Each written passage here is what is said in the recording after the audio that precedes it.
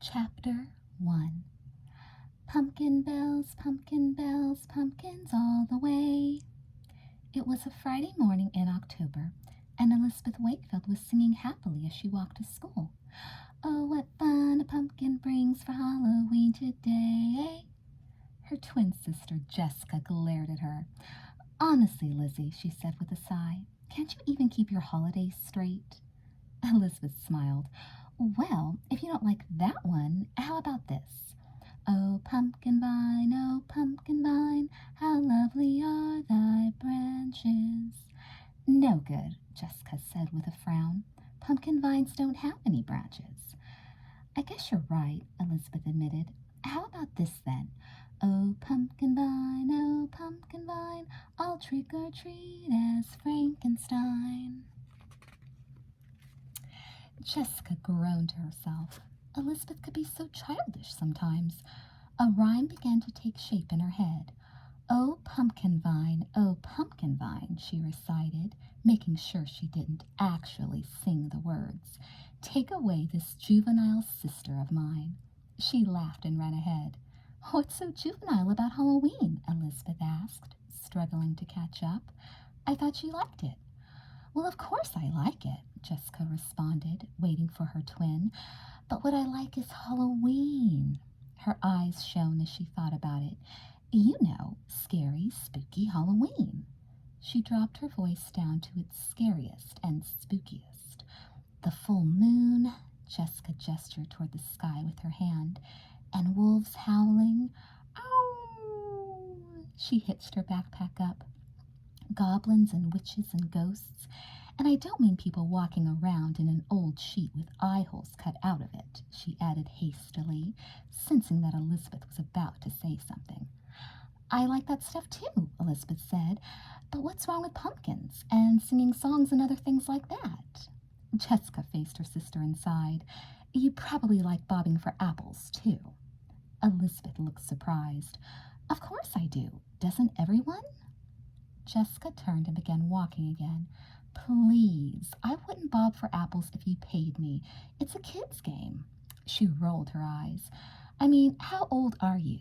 7? You know perfectly well I'm 12, Elizabeth retorted, and you used to like bobbing for apples. I remember. That was years and years ago, Jessica said, interrupting. It was not. Elizabeth stared at Jessica in surprise.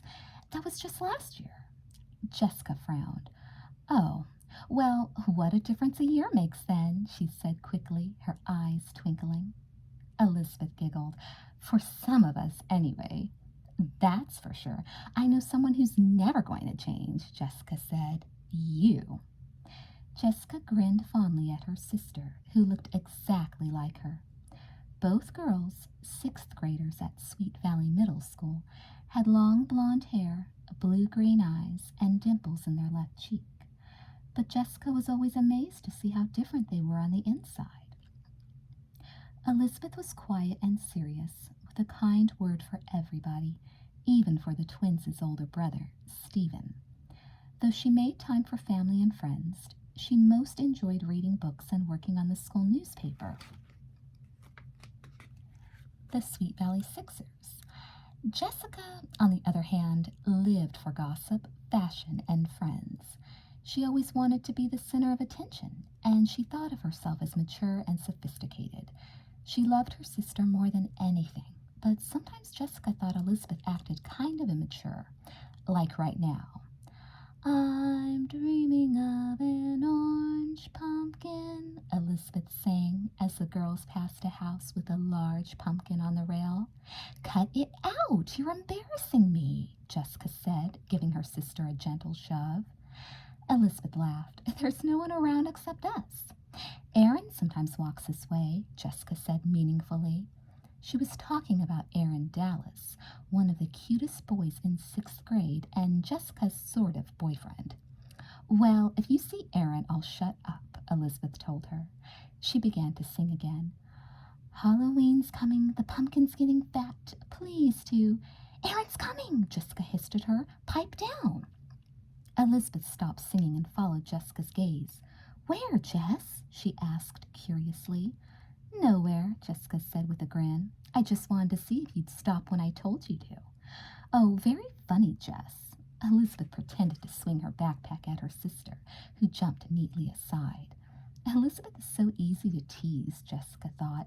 It sure helps that she always keeps her promises. You know, Elizabeth continued, shaking her head, one of these days I'm going to stop believing everything you say. And then what? Jessica smirked. That'll never happen, she said confidently as the girls approached the front door of the school. Don't be so sure, Elizabeth said, laughing. Hey, have you thought much about a Halloween costume yet? It's only about a week away. Jessica shrugged. Not much. Remember when we went as a two-headed sea monster? Elizabeth said, her eyes beginning to light up. We had that long tail made out of papier-mâché, and we painted our faces green. Jessica stopped in her tracks. I can't believe you're digging that ancient idea up again, she said loudly, in case somebody was listening. I mean, talk about lame costumes. Elizabeth turned to face her twin. What do you mean, lame? She asked, frowning. Everyone said it was the cutest thing they'd ever seen. Jessica let out a heavy sigh. Sometimes she was amazed that Elizabeth could be so smart and so dumb at the same time. That's exactly the point.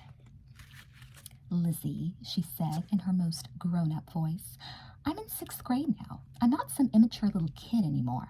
The last thing I want is for people to tell me I'm so cute. She imitated the voice of their next-door neighbor, who always passed out apples and toothbrushes to trick-or-treaters. Elizabeth grinned, but her face quickly grew serious again. We only did it 2 years ago, Jess. I mean, 2 years ago, Jessica burst out. No way. She curled her lip and rolled her eyes. We were like 1st graders at most. No, Elizabeth said slowly. It was 4th grade. I remember because that was the year. All right, 4th grade, Jessica interrupted, suspecting Elizabeth was probably right. Who cares? I'm not doing the sea monster costume again, and that's final. Anyway, she told herself as she folded her arms, how can I possibly hold hands with Aaron on Halloween night if I'm stuck to my sister? Elizabeth shrugged. Okay, she said, it doesn't have to be a sea monster if you don't want. But what if we go as a... Jessica shook her head vigorously. No, no, and no, she said firmly. I haven't even told you what it is yet, Elizabeth pointed out. Look, Lizzie, Jessica said patiently. The thing is, I just don't want to do another double costume again this year. It's kind of... She groped for the right word. Kind of immature. Elizabeth frowned. Don't you even want to hear what my idea was? Oops, there's the bell, Jessica said quickly, just as the bell rang. She scampered up the steps of the school building ahead of Elizabeth, trying to ignore the look of disappointment on Elizabeth's face. Scary night, spooky night, Maria Slater sang out as she and Elizabeth headed for their usual cafeteria table at lunch that day. Elizabeth wrinkled her brow. What could come next? Aha! Halloween is really a fright, she sang back. Great! Maria set her tray down next to their friend, Amy Sutton. There's a witch who's riding a broom, she sang. Better give her plenty of room, Amy added. Elizabeth applauded, and Amy's eyes grew big. I didn't even think about that, she whispered. I just opened my mouth and it came out. Halloween will do that to you, Maria said with a smile. Now all we need is a last line. She scratched her head. How about this? Elizabeth asked. She just had an idea. Ghouls to shiver your bones, she sang, and Maria and Amy joined in. Ghouls to shiver your bones. You know, I think we're seriously talented, Amy said enthusiastically. We should really write these down. Maria took a sip of juice. Good idea. Hey, Elizabeth, why don't you put some of our Halloween carols in the Sweet Valley Sixers? Elizabeth smiled. Maybe. Oh, by the way, have you guys thought about what you'll be for Halloween? Maria shook her head. I haven't had time. Me neither, Amy chimed in. It's funny. It seems like when we were little kids, we were planning back around Valentine's Day or something, and now we put it off to the last minute. Yeah, I guess planning costumes isn't as exciting as it used to be, Elizabeth said, unable to keep her disappointment out of her voice. What's wrong, Elizabeth? Amy asked, looking concerned. Oh, nothing, Elizabeth shrugged. Well, it's just. Tell us, Maria said, biting into her sandwich. Elizabeth ran her fingers through her hair and took a deep breath. I wanted to combine with Jessica on a costume, she explained. You know, like one year we went as a two-headed sea monster, and another year we went as a pair of tennis shoes. Amy nodded. That was great. You kept getting tangled in each other's laces. But this year, Jessica says she doesn't want to do anything like that. She says it's childish. Childish? Maria exclaimed. What's so childish about a pair of tennis shoes? I think they were Weeboks, Elizabeth said, thinking back. Well, you could make them Nikes instead, or Air Jordans, Maria pointed out. I bet Jessica doesn't really think it's childish. I bet she just wants to get near Air in Dallas, without you being around. Well, maybe, Elizabeth began, when suddenly a thought hit her. Hey, maybe the three of us could do something together. I mean, since you don't have anything else planned yet, she added quickly, if you think it's a good idea. I think it's a great idea, Amy exclaimed. Maria nodded excitedly. What should we be? She asked. Did you have anything in mind? Well, I thought of being a computer, Elizabeth said. I thought Jessica could be the monitor and I'd be the keyboard, and we'd have a telephone cord stretched between us. Maria grinned. Somehow I don't think Jessica's the most likely person in the world to dress up like a computer. Good point, Elizabeth admitted. Anyway, that was a two-person idea, and there are three of us, so we'll have to think of something else. Amy looked thoughtful. What did they used to say in Superman, she asked. How he fights a never-ending battle for truth, justice, and the American way? Let's go as truth, justice, and the American way. Maria shook her head. People would have a hard time telling what we were, she pointed out. How about Tweedledee, Tweedledum, and Tweedledummer? Her eyes sparkled. From Alice in Wonderland? Amy asked with a grin. I like it. I don't know, Elizabeth objected. She put down her fork. The idea of Tweedledummer sounds a little mean. Maria twisted her lips. I hadn't thought of that, but I guess you're right. Can you think of anything else? Elizabeth chewed thoughtfully on a French fry. Well, maybe we could all go as one thing. Not three things in a set, but one thing that comes in three parts. How about... An idea was beginning to form in her mind. You know those department store mirrors that have three sides, she asked. Amy nodded. How about one of those? If we had a big piece of tin foil and walked next to each other? But Maria looked doubtful. Wouldn't it be hard to stay together, she asked. And what about our heads? Oh, right, our heads, Elizabeth muttered, picking up the cookie from her tray. I guess that wouldn't work at all. I know, Maria exclaimed. How about we do a totem pole? We each make a mask. Then you get on my shoulders, Elizabeth. Maria's voice got more and more excited as she talked. Then Amy gets on Elizabeth's shoulders and Amy comes crashing down, Amy said, grinning. You couldn't support me and Elizabeth both, Maria. Elizabeth took a sip of milk. Maybe if we took turns being on the bottom? Amy shook her head. Believe me, I'm on the booster squad. We don't ever do stacks of more than two people. It's too much weight for the bottom person, and it's too far to fall for the one on top. She checked her watch. Oops, almost time for the bell to ring. Maria stood up and began to stack her dishes back on her tray. Well, let's keep thinking about it. Then, Elizabeth, you're still having the party tonight, right? How could I forget? Elizabeth asked, brightening up. In fact, she realized with embarrassment she had forgotten about it completely. She and Jessica were having a pre-Halloween slumber party at their house that night, and all their friends were coming. Why don't you guys meet me at the front entrance right after school, and we'll walk to my house together? That's us, the Three Musketeers, Amy said with a grin. Hey, we could be the three blind mice for Halloween, Maria suggested happily. Or the three little pigs, Elizabeth put in. The bell rang, but none of the girls made any move to go to class. How about the three bears, like in the story about Goldilocks? Maria chuckled at the idea. No, I've got it, Amy interrupted. We'll be the three little kittens. You know, the ones who lost their mittens. Better yet, Elizabeth chimed in, we'll be the mittens. Maria laughed as the bell rang. We better go, Amy said. If we don't hurry, we'll be the 3 little 6th graders in detention for being late to class.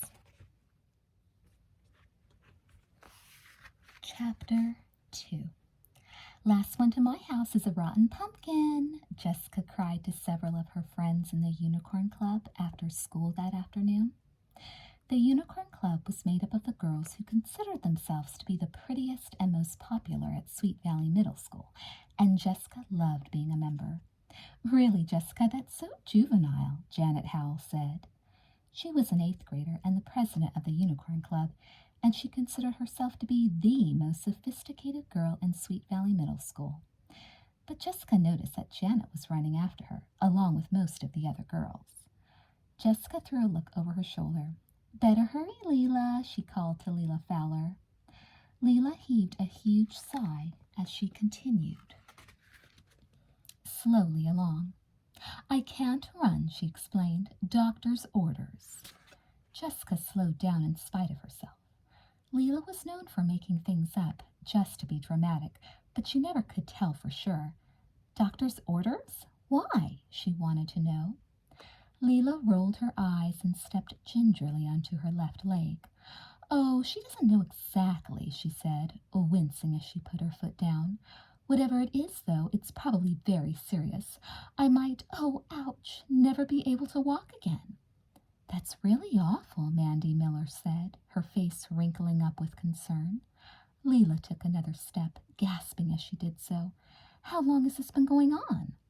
Oh, a few months, Leela told her. I just didn't want to burden all of you with my problems. She hobbled along awkwardly until she caught up with Jessica. Since when? Jessica asked herself. You've always told us all about your problems before. Why stop now? And by the way, why weren't you walking like that when we left school? But what about your figure skating lessons, Leela? Ellen Reitman asked. I mean, if you can't walk. Oh, figure skating? Leela laughed hollowly, dragging her leg along. Figure skating's no problem. It's just walking I can't do. Jessica caught Mandy's eye. The girls grinned at each other. Jessica was about to ask Leela more about her mysterious walking illness when Janet spoke up. Hey, Jessica, who owns the stump anyway? Janet jerked a thumb over her shoulder at the building they were passing. It's called the old Luna place, Jessica told her friends. She reached out to touch the rusty fence that surrounded the property. Looking closely at the old house, Jessica stifled a shudder. It'd be a great place for a Halloween party, wouldn't it? No way, Janet said. It isn't spooky, it's just falling apart. Leela laughed. Look at the way the paint is peeling off, she said. I bet the last coat was put on about 500 years ago. Which reminds me, did you all see the new paint job in my bedroom? You mean the yellow stripes? Jessica asked. Leela rolled her eyes. That was last month. Daddy got the men to come back. Now I have purple polka dots covering the walls. Leela's father was one of the richest men in Sweet Valley, and he gave Leela just about everything she asked for. How many times has that room been painted this year, Leela? Mary asked curiously. 3 since New Year's Day, Leela said, with a happy sigh. She walked around Jessica to get a better look at the old Luna place. I don't think even purple polka dots could help this place out, she added. Before Jessica could point out that Leela seemed to be walking perfectly normally now, she saw something that filled her with dismay. Elizabeth, Amy, and Maria coming toward them, singing loudly, Hark the trick-or-treaters sing, she heard. Jessica cringed. Why does Elizabeth always have to embarrass me in front of my friends? Janet curled her lip. Are we going to have to put up with this all night long? She demanded. She pointed at Elizabeth. That's right, Jessica, Leela said. I mean, how childish can you get? Pretty immature, I'd call it, Janet said, putting her hands on her hips. Hi, guys, Maria called out as she, Amy, and Elizabeth joined the unicorns. Hi, Jessica managed to smile. We were just looking at the old Luna place before we went home, she said, hoping Elizabeth and her friends would forget all about their song. Will you look at those colors? Ellen asked, opening her eyes very wide. Totally dreadful. Really, Leela sniffed. Whoever lives there could use a good decorator. Speaking of colors, Ellen continued, have you all noticed how well the purple on my new sweater goes with my hair? She brushed her fingers along the sweater. Beautiful, Amy said, exchanging an amused glance with Elizabeth. No wonder they call it the old Luna place, Janet exclaimed. You'd have to be crazy as a loon to live here. Look at the rusty old lawnmower in the yard. Guess they don't even know enough to take it out of the rain. The woman who lives there is supposed to be a real witch, too, Jessica put in. Jessica, Elizabeth said warningly. A witch? Janet said in a shocked voice. Really? Mandy's eyes widened. Really, Jessica said importantly, pleased to have everyone listening to her. You might have noticed there aren't many stray dogs in this neighborhood. They say she eats them, gobbles them down like candy. Jessica, Elizabeth exclaimed, who says? What else does she do? Janet broke in. Jessica looked mysterious. Let's see, what else? Sometimes people say they hear screaming coming from the house late at night, she said, dropping her voice down low. They say she snatches little children after dark and locks them in cages down in the basement. Jessica, Elizabeth exclaimed more loudly this time. That's sick, Ellen said, leaning closer. Tell us some more. Jessica's eyes sparkled. Well, wait just a minute. Elizabeth was facing Jessica, her arms folded on her chest.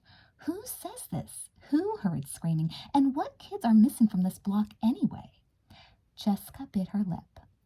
Well, you don't know one single fact about the woman who lives here, do you? Elizabeth said, challenging her.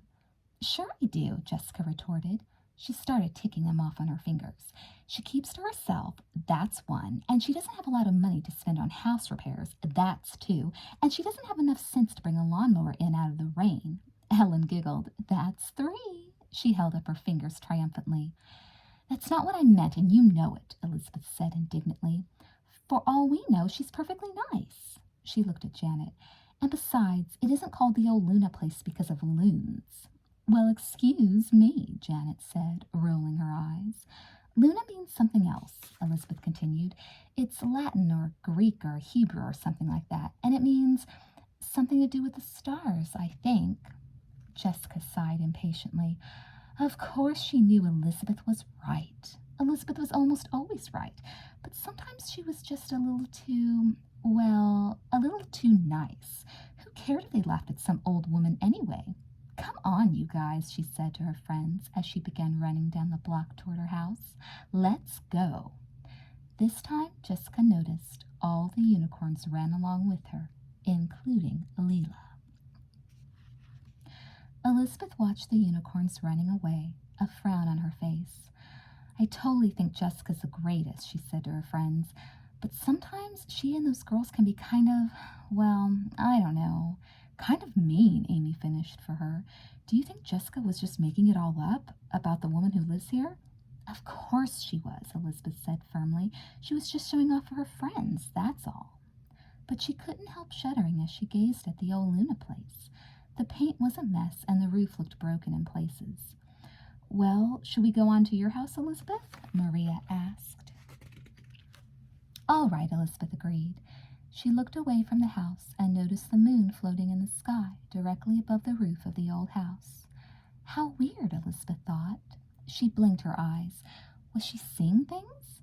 No, there it was again. Elizabeth!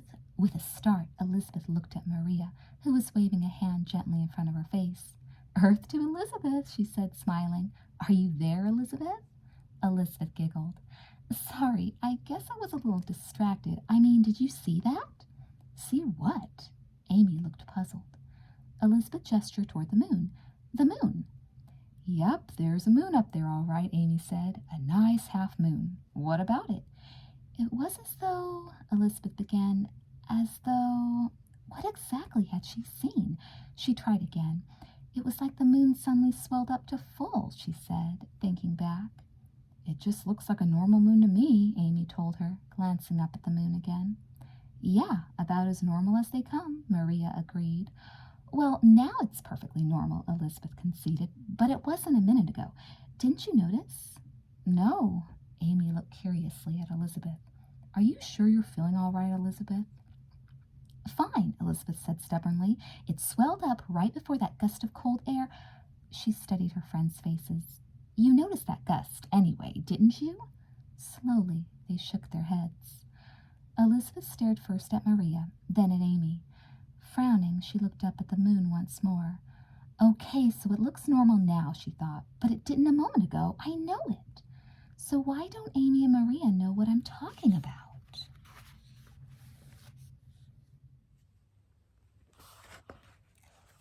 Chapter 3. Slumber parties are the best, Jessica said happily several hours later. She was sitting in the Wakefield living room, surrounded by several empty containers of ice cream and what remained of a few bottles of root beer. Are there any cookies left? A few. Elizabeth passed her the plate, and Jessica helped herself to a chocolate chip cookie. So I've been trying to think of a good Halloween costume, Mandy said. I have a bunch of ideas, but nothing's quite right. How about you guys? Jessica swallowed her cookie. She'd actually come up with an idea that afternoon, and she'd been waiting till the right moment to tell everyone. It looked as though this was it. Well, guess what I'm going as? Leela broke in. Oh, sheesh, Jessica thought with irritation. Leave it to Leela to barge right in. Is it bigger than a bread box? She asked grumpily. Leela gave her a look. Seriously, Jessica, she said. Any real guesses? Elizabeth shrugged. You're going to go as a dancer. Leela clapped her hand to her head. So close, she said dramatically. You must have ESP or something, but that's not quite it. Anybody else? A baton twirler? Jessica guessed, growing curious despite herself. Leela shook her head. Nothing in my hands. A synchronized swimmer? Mary guessed. Speaking of swimming, Janet cut in, my horoscope this morning said I was as graceful and beautiful as a tropical fish. Nope, not a swimmer, Leela said, ignoring Janet. Her eyes twinkled. But sort of in the water. At least, it used to be water. She pointed to her feet and grinned. Jessica snapped her fingers. A figure skater. Right, Leela beamed. Good guess, Jessica. Jessica smiled. She didn't feel like mentioning that she had guessed it so easily because she had also been planning on going as a figure skater. Typical that Leela should snatch her idea. Janet rolled her eyes. Anyway, as a beautiful and graceful tropical fish, I'll get lots of attention this month. Now, guess which figure skater? Leela interrupted. Oh, please, how many are there? Janet burst out. I'll get attention from a secret admirer who'll... Remember Kelly Ireland? Leela broke in. Kelly Ireland? Jessica sat up quickly. Who didn't remember Kelly Ireland, last year's Olympic gold medalist? You're going to go trick-or-treating as Kelly Ireland? Better than that, Leela said with a smile. I'm going to be Kelly Ireland. Janet snorted, but Jessica thought she was beginning to look interested. Just how are you planning to do that? Janet asked. Daddy is buying me her outfit, Leela said, grinning widely. The outfit? Jessica couldn't believe her ears. How many times had she seen that outfit on TV? You're kidding. Leela shook her head, a smug expression on her face. What were you thinking about being, Jess? Elizabeth asked curiously. Oh, nothing, Jessica said, crossing her fingers behind her back. She wasn't going to be a figure skater, that was for sure. How could she compete with Kelly Ireland? I know what we should do now, she said suddenly. Let's have a seance. What a great idea, Mary chimed in. Even Janet looked pleased. Let's do it. This is going to be fun, Elizabeth predicted as she placed a single candle in the middle of the floor. How should we sit? Mandy asked. Anyway, as long as nobody tries to cheat, Amy suggested, looking hard at Leela. Hey, don't look at me, Leela protested. Elizabeth laughed. No one's accusing anybody, Leela. It's probably best, though, if we make people hold hands. That's not enough, Ellen protested. We should hold hands and feet, or else people are going to make noises by bumping their legs when the lights are all out. She wrapped her body into a pretzel. See, she asked. Sit like this. Elizabeth raised an eyebrow. That looks hard, Ellen, she said. Besides, I think it would spoil the mood. Why don't we trust each other? Trust each other? Ellen gave her a blank look, as though she'd never heard those words before. Elizabeth felt very glad she'd never joined the unicorns. Let's just hold hands, she suggested, again joining hands with Amy and Maria. Jessica took Mandy's hand, but she looked doubtful. How about when people talk? How are we going to make sure they're really talking because of his spirit and not just because they're trying to be funny? That's easy, Mary Wallace said. See, if a spirit is talking, the person's lips won't move. Really? Elizabeth had never heard this idea before, but she guessed it sounded reasonable enough. That settles it then. Come on, no one's going to cheat anyway. I wouldn't be too sure, Jessica muttered, but she took Leela's hand. Light the candle, Lizzie. Elizabeth let go of her friend's hands and lit the candle. Then she turned off the lights. The room felt a little spooky in the darkness. Close your eyes, everybody, she said, as she slid back into her spot in the circle. How should we start? Someone asked. Elizabeth thought it was Mary Wallace, but she couldn't be sure. Let's ask the spirit world a question, Elizabeth said, with more confidence than she felt. I have an idea. That was Janet, Elizabeth told herself. Oh, spirit world, Janet continued in a strangely sing-song voice, send us a message from the other side. What other side? Elizabeth could hear Leela ask. Don't be stupid, Janet told her. You know where the spirits are. I have it. Oh, spirit world, she chanted again in her eerie sing-song voice. Let us hear the shot that killed Abraham Lincoln. Ugh, gross, Elizabeth could hear Amy mutter. Jessica, close your eyes, Janet directed. My eyes aren't closed, Jessica insisted, but I guess you wouldn't know since your eyes are closed, right?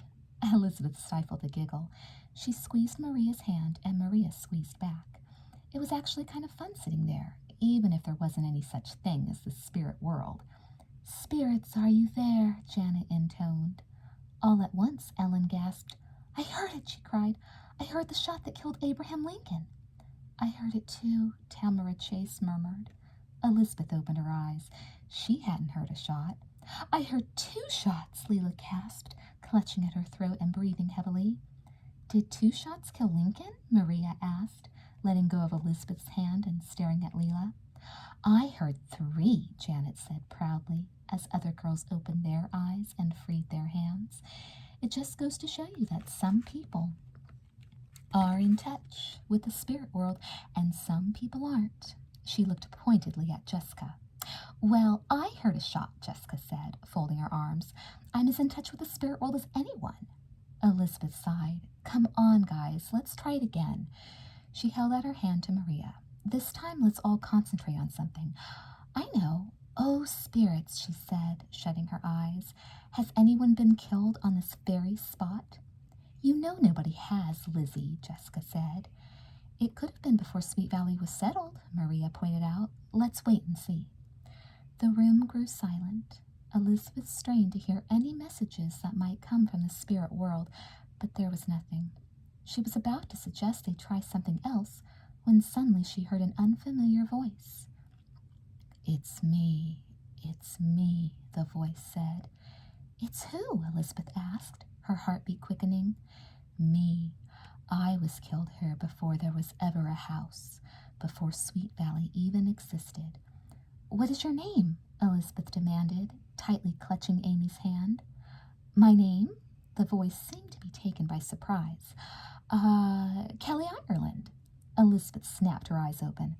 All right, I thought we were going to take this seriously. Yeah, who's the wise guy? Janet asked impatiently. Everyone knows Kelly Ireland's not dead. Oh, yeah, I forgot about that, Ellen said with a smile. Ellen! Jessica and Leela groaned. Ellen began to snicker. You fell for it. I knew you would. I really had you going for a while there, didn't I? Jessica's cheeks turned red. Next time you want to play a joke, Ellen, try to do it without your lips moving. And think of a good name first, Elizabeth added, but she couldn't help smiling. All right, let's decide now. Either we do this right, no fooling around, or we don't do it at all. Which will it be? Let's do it right, Amy answered. Mandy and Mary nodded. All in favor? Elizabeth asked. All the girls raised their hands. Okay, Elizabeth reached for Maria's hand again. No tricks this time. Spirits, are you out there? Janet asked a few minutes later. Jessica made sure to shut her eyes tightly. She didn't want anyone accusing her of cheating. She listened carefully, but the only noises she could hear were Mandy and Leela breathing next to her. This isn't working, she heard someone say at last. It was hard to tell with her eyes closed, but Jessica guessed it was Tamara. Shh! Jessica couldn't quite place the voice. For another few moments there was silence. Sisters. Who was that? Jessica couldn't remember ever having heard a voice like that before. In her mind, she ran through the list of people at the party. Not Amy, not Mary, not Mandy or Leela. Sisters, beware. The voice was sharp and had a strange-sounding accent. Not Janet, Jessica told herself, and certainly not Elizabeth. Jessica began to feel nervous. She opened one eye just a crack and looked around the circle. Who's talking? That was Ellen's voice, all right. Shh. The voice had begun again. Beware, sisters, it said. Beware of the evil that will soon enter your lives. Sisters? Jessica's eyes flew wide open. She and Elizabeth were the only sisters at the party. Did the spirit voice mean them? Close your eyes, Jessica, Janet snapped. Jessica stared at her. Janet's eyes were wide open, too. But before she could point this out, the mysterious voice began to speak again. A great evil will turn a friend into an enemy. It's Mandy, Jessica realized with a start. She dropped her friend's hand and stared at her. That is, the voice was coming from Mandy's mouth, but it wasn't Mandy's voice. It doesn't sound like her at all, Jessica thought, a queasy feeling at the pit of her stomach. She peered closely at Mandy. Mandy's mouth was open, but her lips weren't moving. Watch the rising of the moon, the voice continued, and watch your sister. Otherwise, your lives will end in tragedy. Beware. Mandy's mouth snapped shut. Her eyes were still closed. Sisters? Jessica thought again. Evil? Tragedy? She glanced across the circle at Elizabeth. Wait a minute. The candle flame in the center of the circle was growing. Jessica rubbed her eyes in amazement. As she watched, the flame seemed to leap up toward the ceiling and become a glowing full moon. The moon? Jessica blinked in disbelief. At the same moment, she felt a chill wind. There must be a window open somewhere, she thought, and then the candle flame went out. Okay, who's trying to be cute? Janet demanded.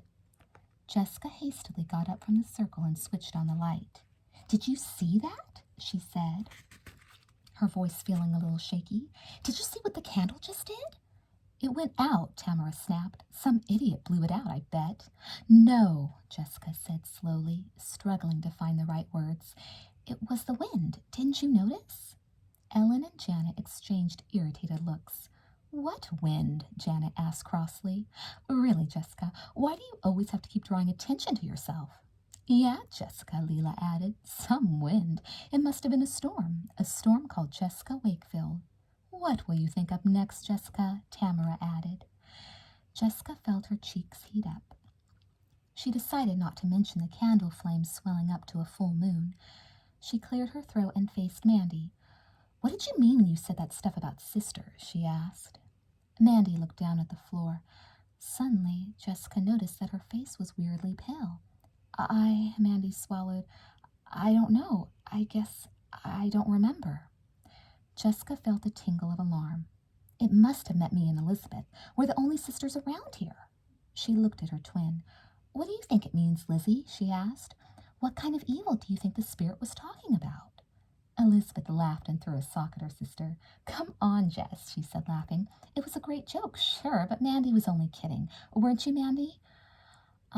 Sure, Mandy said, smiling weakly. Jessica looked at Mandy once more. She sure doesn't look like she's only kidding, she told herself. Then again, Mandy was a great actress, and she loved playing jokes like this. Besides, things seemed a lot less scary in a brightly lit room. Jessica had probably just been seeing things. I mean, a candle becoming a full moon? Come on. Jessica grinned and shook her head. Pretty good acting, Mandy, she told her friend. Chapter 4. Did you know that Sirius is the brightest star in the night sky? Stephen Wakefield, the twins' 14-year-old brother, asked early Saturday afternoon.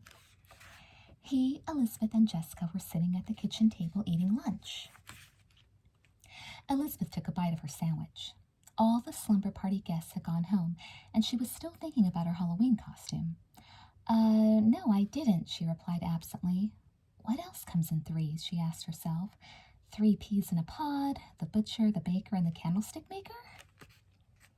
Stephen frowned at her across the table. And did you know that Alpha Centauri is the nearest star to us? Besides the sun, of course. Uh-huh. Elizabeth chewed her food thoughtfully.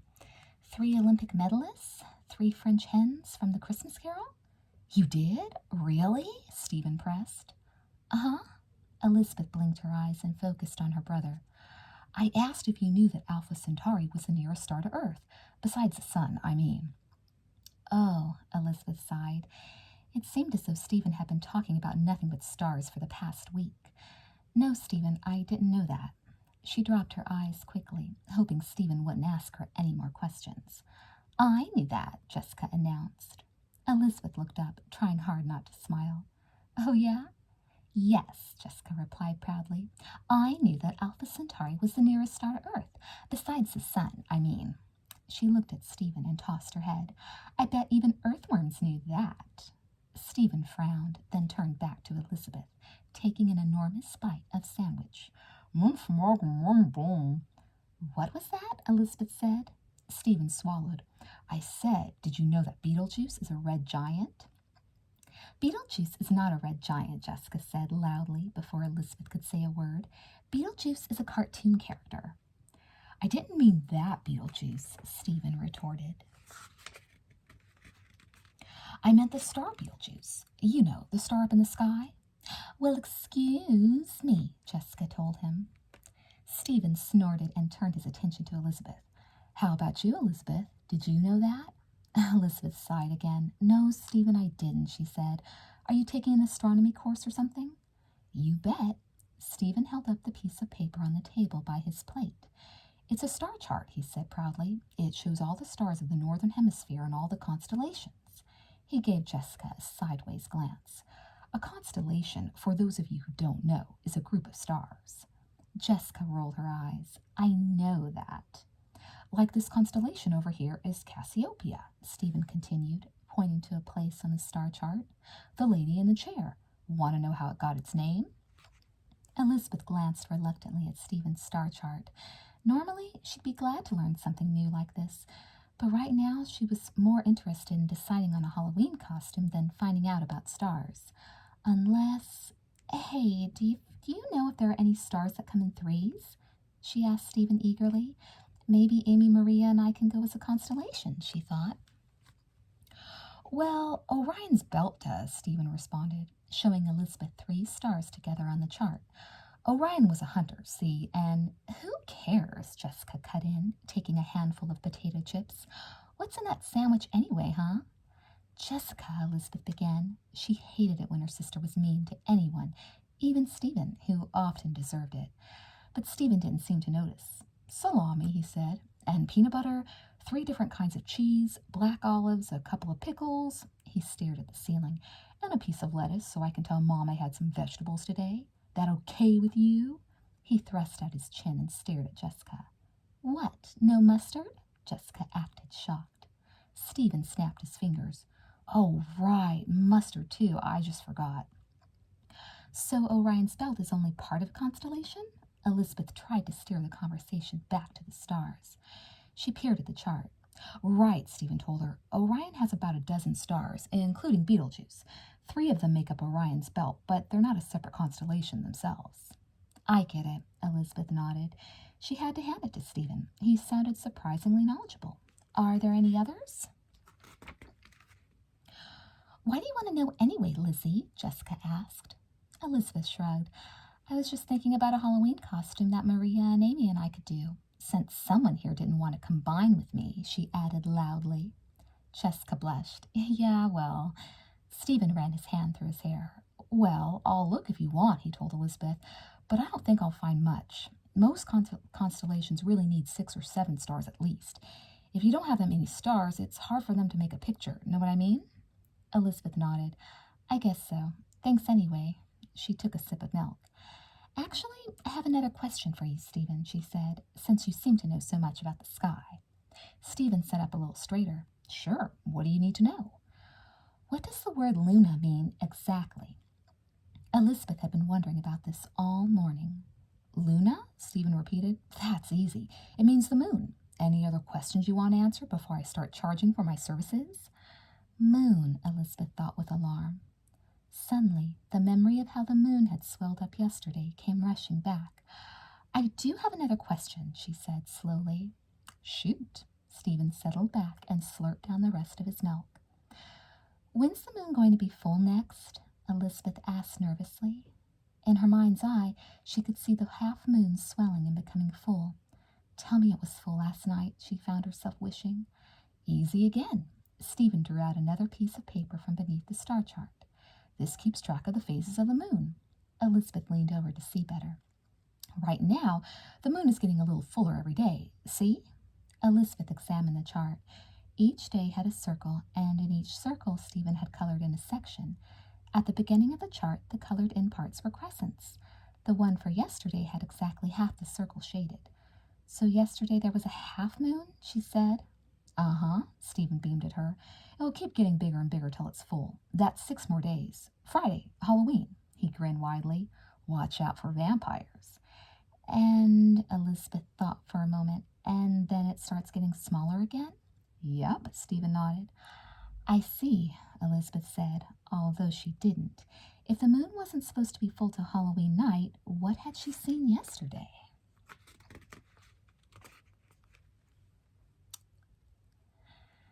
Too bad Elizabeth had to run off to the drugstore, Stephen said 10 minutes later.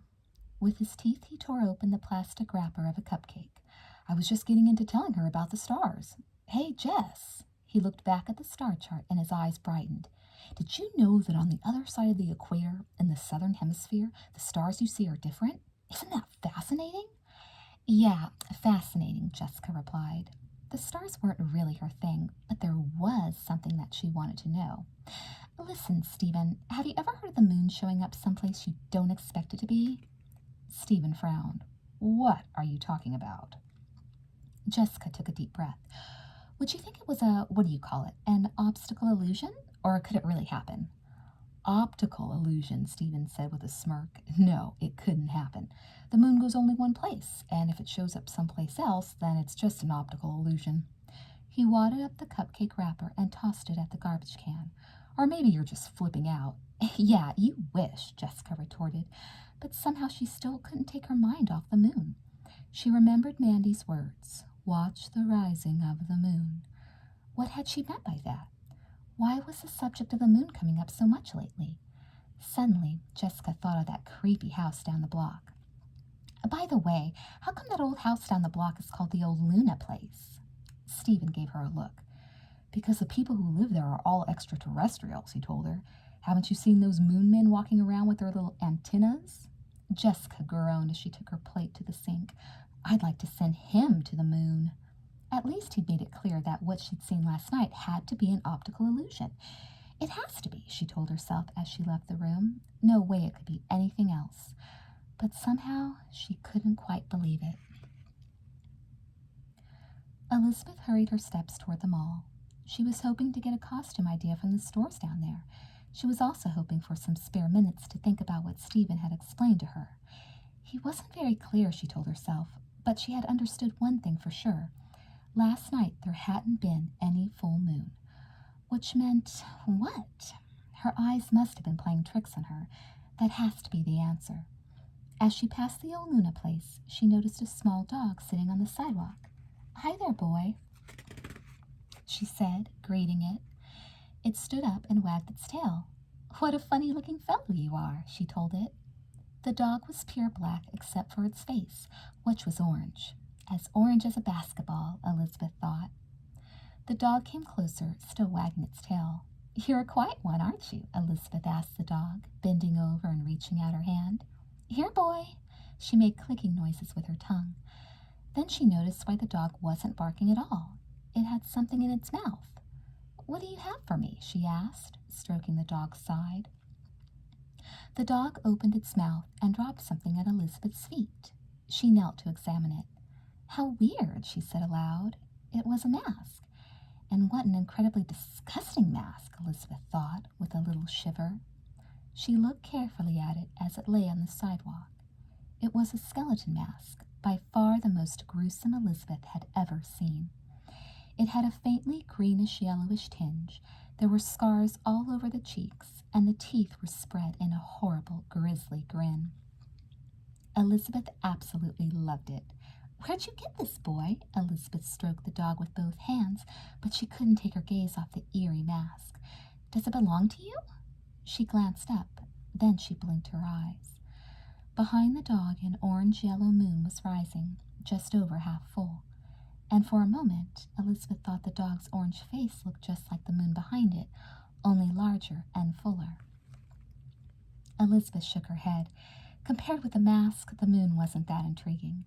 "Can I have it?" she asked the dog. The dog only whined and curled itself up as a chilly wind blew down the sidewalk. "Does that mean yes?" Ignoring the sun-cold breeze, she reached out and touched the mask. Close up, it was even creepier and even more wonderful. She stretched the rubber, examining every scar and gash, every ghoulish bone. Just then the dog got up and began to trot away. Come back," Elizabeth called out. "Here, boy," she whistled, but the dog seemed not to hear. It squeezed itself under the fence to the old Luna place and vanished. Elizabeth frowned, then looked down at the mask again. She felt a little funny just taking it. What if it belonged to someone? But no one seemed to be around, and she had no idea how to find its owner. "It's fate," she thought suddenly. "The mask was meant for me to wear on Halloween." She forgot all about Amy and Maria. Her body tingled with excitement as she grinned at the horrible mask. This is going to be the best Halloween ever. Chapter 5. Later that afternoon, Jessica stared down at the list of possible Halloween costumes on her desk. Already, she'd crossed off figure skater. "It's got to be something beautiful," Jessica muttered. With a pencil, she crossed out devil and wicked witch. "I have to do something that will top Leela," she thought, "and something that will really knock Aaron off his feet." She ran her eyes down the list. "Angel?" she murmured. "Maybe, with plenty of glitter and a halo a mile wide." She paused and put a small question mark next to Angel. "How about mermaid?" she asked herself. "Well, maybe. A sophisticated mermaid, though." In her mind's eye, Jessica could see Leela watching jealously as Aaron sauntered over to Jessica Halloween night. He would be dressed as, let's see, a rock star. No, a basketball player. No, she told herself with a grin, he'll be wearing a tux. He'll be whatever kind of a man wears a tux everywhere he goes. She hoped Aaron wasn't planning to be a clown for Halloween or a sea monster. Jessica shut her eyes as she imagined Aaron, handsome in his tux, taking her arm on Halloween night.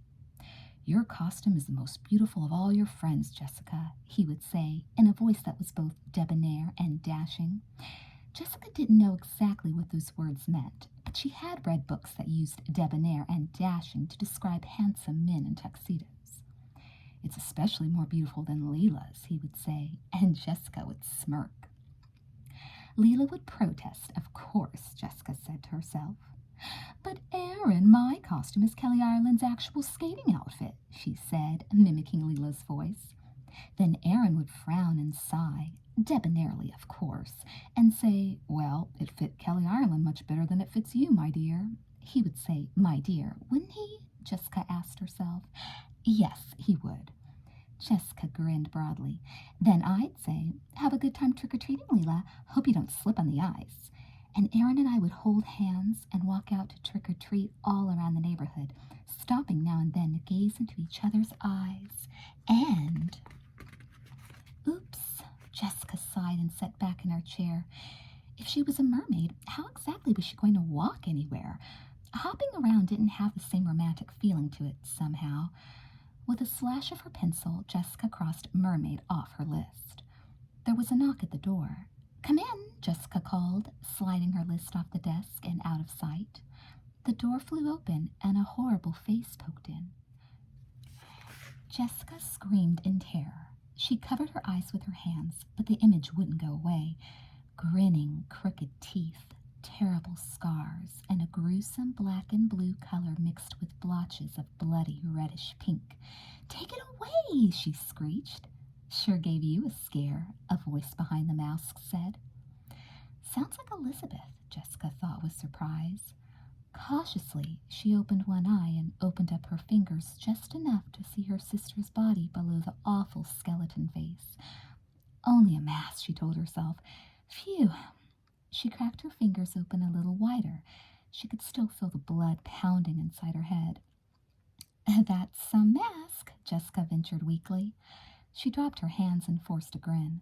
"Ugh," she said to herself, "that mask really is the most disgusting I've seen since a long time."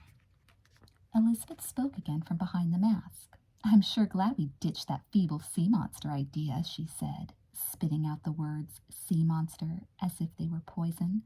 "What a stupid plan that would have been. Totally lame." Jessica stared at her sister. "I take it back," she thought. "It doesn't sound like Elizabeth at all. When was the last time Elizabeth used words like lame and stupid?" Frowning, she stared harder at the mask. "This is yours? You bet your boots." "You bet your boots?" Jessica thought, remembering last night at the slumber party. Last night it was Mandy talking, but somehow it wasn't Mandy. Today it's Elizabeth, but it isn't Elizabeth. She reached out for her sister's face. Maybe if she could just see Elizabeth for a moment instead of that scary mask, she could. "Take your hands off me," Elizabeth's voice rang out. Shocked, Jessica drew her hand back. "Elizabeth, you never talk like that," she whispered half to herself. Elizabeth laughed. "Yeah, right," she said sarcastically. "Well, you do what you want for Halloween. I'm glad I came up with this. It's way, way cooler than any lame-brained sea monster." She sounds like me, Jessica realized.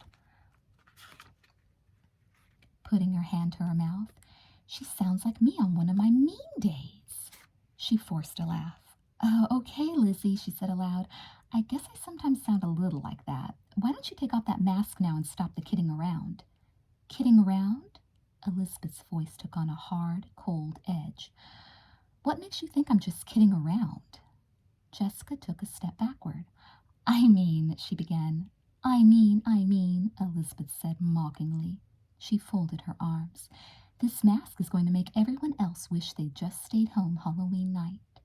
She turned to go, her horrible laugh echoing down the hall. Jessica covered her ears as she watched her sister heading toward her own bedroom. What's going on? That doesn't sound like Elizabeth at all. "Get a grip," Jessica told herself 10 minutes later, as she leaned back against the pillows on her bed. That mask wasn't really all that scary. She shut her eyes so she could see it in her mind once again. The grin, the color, the scars. Well, sure, it's gruesome, she decided, but not terrifying. Oh no, not for me anyway. And as for Elizabeth's behavior, well, Jessica had probably imagined most of that too. I probably didn't even understand half of what Elizabeth was saying because the mask got in the way. And no wonder her voice sounded all weird. Jessica covered her mouth firmly with both her hands, leaving only a little air hole. "Halloween is my favorite holiday," she said, only it came out sounding a lot more like "everyone eats mice except Polly May," or something like that. Anyway, the voice she heard was definitely not hers. Jessica breathed a sigh of relief. There was nothing to worry about, but she decided to go see if Stephen had noticed anything strange about Elizabeth, just in case. "Look," Stephen told Jessica when she walked into his room. "You can see the whole sky now that it's dark." He moved over and handed Jessica the eyepiece to his small telescope. Jessica sighed loudly. I didn't come in here to look at the stars, Stephen.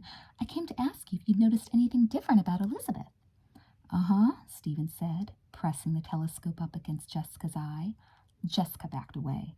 Seriously, Stephen, I only wanted to know— Wait a minute, Stephen said, interrupting. You're going to get a great view of the moon in a second. Now that it's higher in the sky, it's going to be so amazing. Wait. Now. Stephen thrust the eyepiece right up at Jessica. She stared through it, but she couldn't see a thing. A little more to the left, Stephen was saying, grabbing the telescope and yanking it toward him. No, a little too far. Hey, let me look, okay? Jessica said with some irritation. Taking a deep breath, she wiggled the telescope. She was feeling kind of jumpy all of a sudden, she realized. It's only the moon, she told herself. You've seen the moon a million times. Take it easy. But she still felt nervous. Bright light flashed through the eyepiece. There it is, she whispered, trying to hold the telescope steady. It's like half full, right? A little more than half, Stephen told her. It's really awesome tonight, isn't it? Uh-huh, Jessica agreed. The moon was pretty awesome. It was a beautiful yellowish color. Jessica peered closer. What was that? Before her eyes, the moon began to swell and bulge. Slowly at first, then faster and faster. The missing half filled in until the moon was completely full. It looks like the candle flame did last night, she murmured, sucking in her breath. It what? Stephen looked at her curiously. Jessica set down the telescope and looked out the window. There was the moon, all right. The same moon, just a little over half full, that she'd seen a minute ago. It didn't swell at all, she told herself reproachfully. She had just been seeing things. Stephen took the telescope from her. What's wrong? Some extraterrestrial scare you? Of course not, Jessica said defensively, rolling her eyes. But, just out of curiosity, you're sure the moon can't go from part full to all full just like that? She snapped her fingers. Stephen laughed. Of course not. Weren't you listening when I explained that to Elizabeth today? Not really, Jessica said truthfully. Right, I should have figured, Stephen said. Okay, well, the moon orbits the Earth, so sometimes it's on the same side of the Earth as the sun, and sometimes it isn't. Jessica sighed and sat down on Stephen's bed. It was beginning to look as if she might be there for quite some time. Lizzie? Jessica asked 15 minutes later, knocking gently on her sister's door. Come in. Elizabeth's voice sounds like her own, Jessica thought happily. I must really have imagined the whole thing. Jessica opened the door and gasped. There on Elizabeth's bed sat the mask, just as horrible as ever. In fact, it was even ghastlier than Jessica remembered. Where'd you get this? Jessica gestured toward the mask, afraid even to touch it. She picked up Elizabeth's pillow from the bed and casually dropped it on top of the mask. It's really neat, huh? Elizabeth said with a smile. You could say that, Jessica said, grimacing. Elizabeth reached out and picked up the pillow so she could see the mask again. Oh, Jess, it was so amazing. Quickly, she told Jessica about how the little black dog with the orange face had dropped it on the sidewalk and then vanished. She picked up the mask and stroked it. This mask is so awesome. Halloween is going to be so much fun this year. I just can't wait. Jessica frowned. But don't you think you ought to find the owner and give it back? Elizabeth stared at her sister. Why would I want to do a thing like that? Well, because it's the right thing to do, Jessica said slowly, realizing that she sounded strangely like Elizabeth, at least the way Elizabeth usually sounded. She's always telling me to do what's best for other people, even if it isn't best for me, Jessica reflected. Elizabeth grabbed the mask and pressed it up against her chest, folding both her arms across it. No way, she said. This mask is mine. Jessica widened her eyes. But it could belong to someone. Maybe it belongs to the dog's owner. That dog doesn't have an owner, Elizabeth argued, clutching the mask tighter. How do you know? Elizabeth shrugged. It was a stray, I just know. Then maybe it stole a mask off someone's porch, Jessica pressed. It didn't, Elizabeth said firmly. Jessica sighed loudly. Come on, Lizzie, she said in exasperation. That mask isn't the kind of thing you like to wear on Halloween anyway. Why don't you just hang it on the fence of the old Luna place so its owner can take it back? No way. Elizabeth stared defiantly at Jessica. Jessica furrowed her brow. I guess she really likes that mask, she realized, looking once more at the ugly, yellowish-greenish rubber. Elizabeth sure has weird taste about some things. Well, see you later, alligator, Jessica said, using one of Elizabeth's favorite expressions from when they were younger. She waited for Elizabeth to smile and say, after a while, crocodile. But Elizabeth didn't. Uh-huh, she said absent-mindedly. Relaxing her grip on the mask, she began to stroke it again. Jessica gave her sister a long look, then walked back to her room. Funny, she told herself. We've had plenty of conversations like that one before. It's just that usually it's Elizabeth trying to convince me to do what's honest and fair, and today it was the other way around. Though the house wasn't at all cold, Jessica shivered. It's like Elizabeth's becoming the worst parts of me. Chapter 6. Lasagna, Jessica said happily as she sat down at the kitchen table on Sunday evening. Mrs. Wakefield smiled. We'll eat just as soon as Elizabeth comes downstairs. Want me to call her? Stephen offered. He stood up from the table and lopped over to the stairs. Elizabeth, he shouted at the top of his lungs. Ouch, Jessica said dramatically, putting her hands over her ears. His voice is even uglier than usual when it's that loud. Dinner, Stephen shouted even more loudly. I don't think she'll have any trouble hearing you, Mr. Wakefield said, raising his voice slightly. Why don't you come to the table and tell us about your day? Stephen grinned and walked back to the table. Actually, I did some pretty neat stuff today. A whole bunch of sun experiments. Sun experiments? Mr. Wakefield repeated. Don't ask, Jessica interrupted. We'll be here all night. Jessica, Mrs. Wakefield said warningly. Sorry, Jessica muttered. You wouldn't understand anyway, Stephen said, waving his hand at his sister. This is complicated stuff. Real science. High school science, not that baby stuff you get in 6th grade.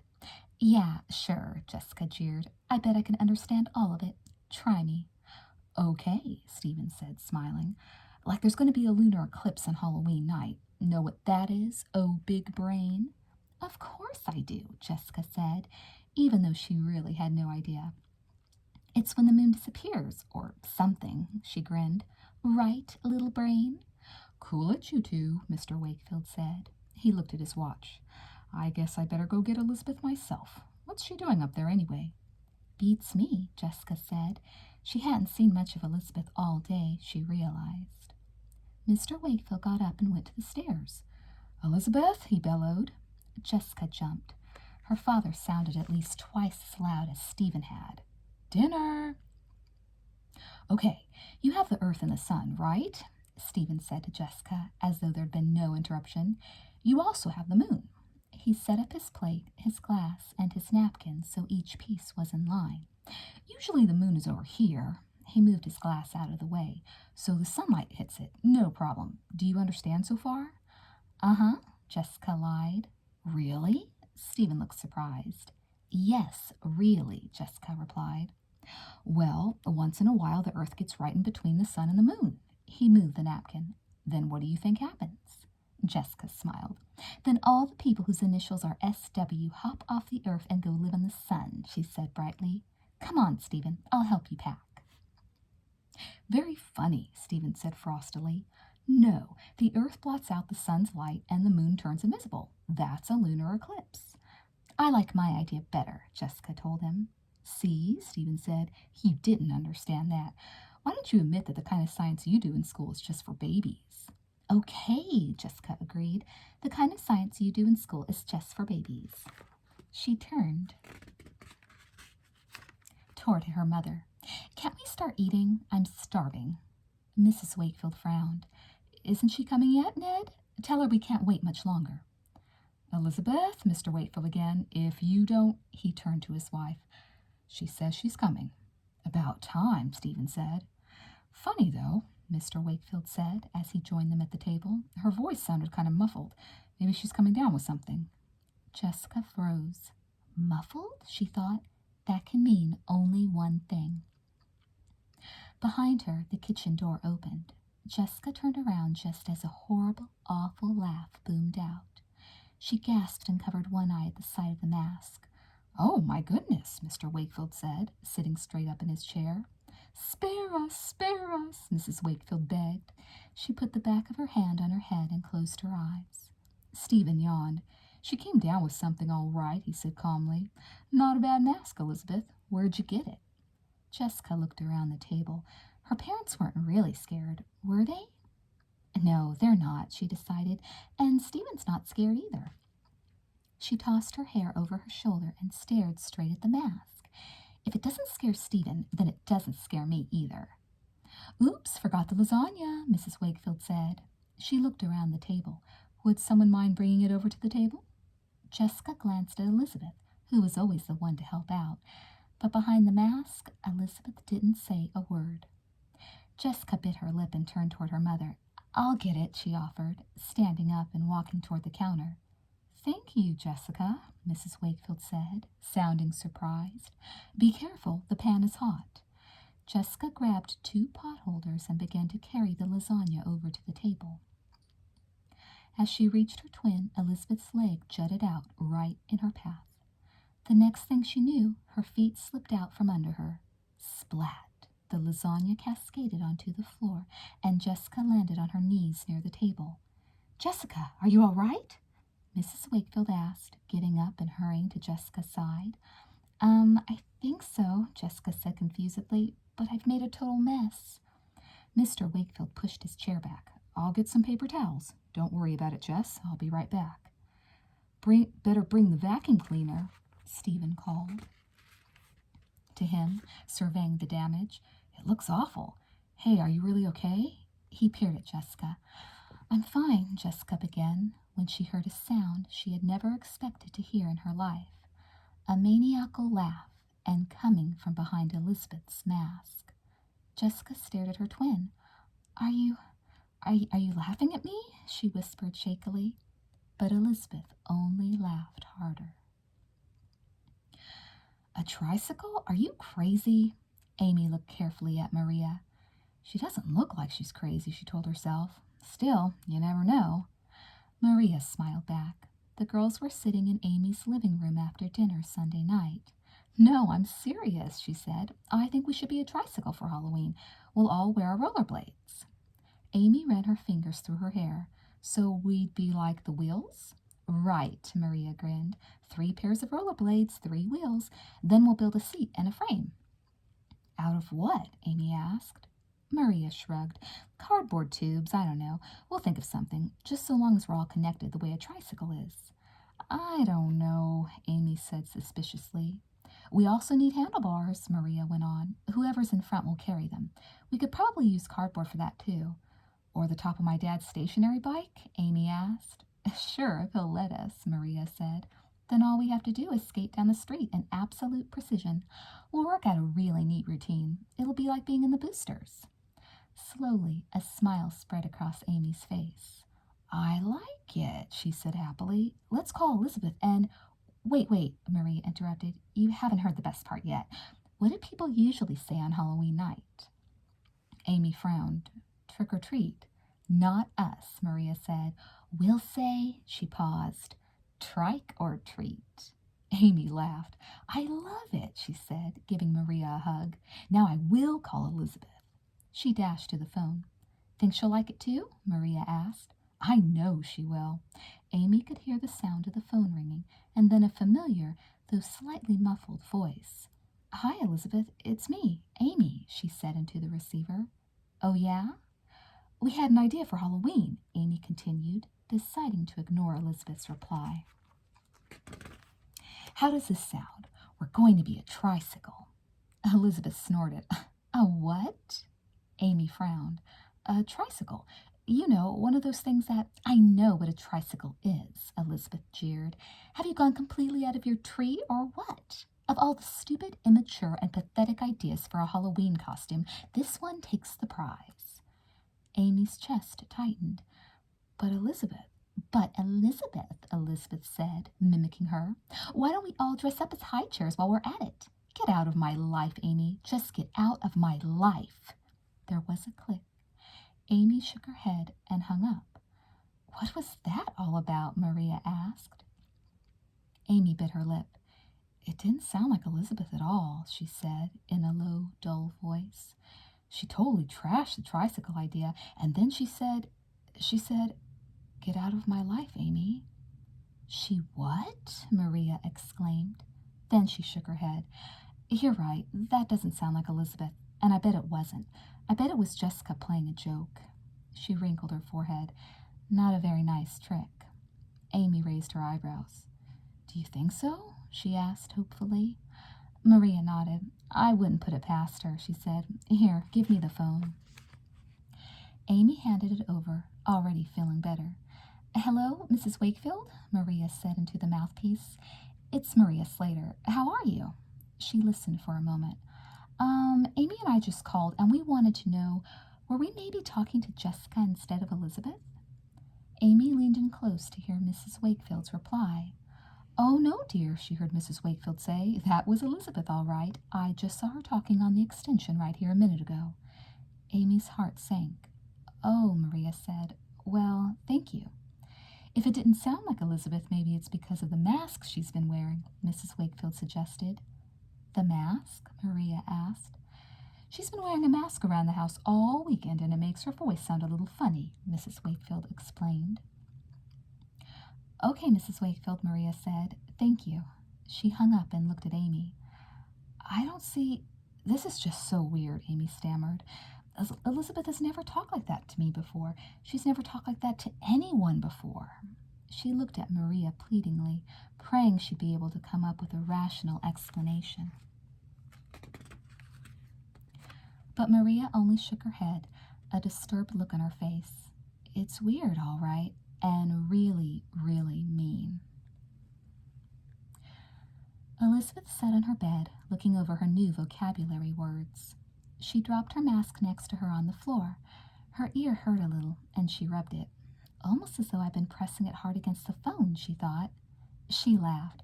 But that couldn't be, of course. No one's called me all day. Famished, Elizabeth read from her list. She knew that word well. It was one of Stephen's favorite words. She wrote very, very hungry in the column labeled meaning. After a moment, she filled in the sentence column too. My brother always says he's famished, even after Thanksgiving dinner. Elizabeth smiled. Speaking of dinner, have I eaten dinner yet? She wondered. It was kind of strange. She couldn't remember having eaten, but she wasn't at all hungry. She glanced at the vocabulary list. Lunar, she read. For some reason, her body seemed to tingle when she looked at that one. It means having to do with the moon, Elizabeth thought, remembering what Stephen had said.